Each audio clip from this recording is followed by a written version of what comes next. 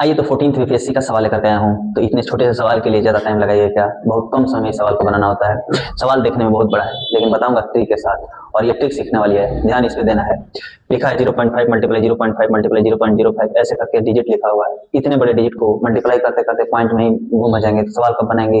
तो बिना समय गंवाए सवाल को ट्रिक सोल्यूशन के साथ बताएंगे और आप इसको ध्यान से समझिए और आगे का सवाल करने का प्रयास कीजिए। तो देखते हैं सबसे पहले क्या है। मानते हैं कि ए है, ये ए है, ये ए है, और ये बी है, और ये बी है, और ये बी है। तो मानने पर क्या होगा? ए मल्टीप्लाई ए यानी कि ए का क्यूब हो जाएगा, और बी मल्टीप्लाई बी यानी कि बी का क्यूब हो जाएगा।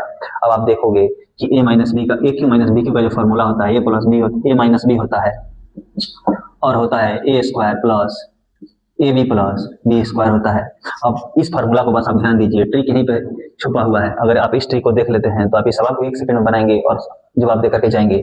तो अगर आप इसको लिखेंगे तो आप इसको लिखेंगे 0.05 का क्यूब माइनस 0.04 का क्यूब बटा, यहाँ पे क्या लिखा है, ये डबल बार में लिखा है, तो 0.05 का स्क्वायर, फिर 0.05 मल्टीप्लाई 0.04, फिर प्लस यहाँ पर 0.04 का स्क्वायर। आप देखिए कि ये जो वैल्यू है ए प्लस बी के होल क्यूब का, इसका जो बाकी का जो पार्ट है वो ऐसे रहेगा, और नीचे का जो पार्ट है वैसे ही ए स्क्वायर ए बी के रूप में दिया है।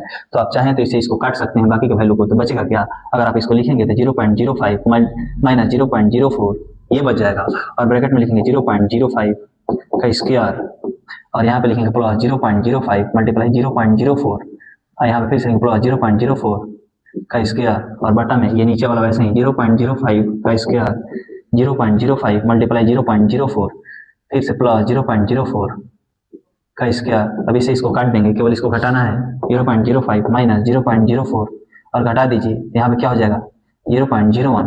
अगर आप इस फार्मूला को जानते हैं तो इतना सॉल्यूशन करने का जरूरत नहीं है, एक ही बार फार्मूला समझिए, और फार्मूला समझने के बाद बस केवल आप 0.05 माइनस 0.04 कर दीजिए।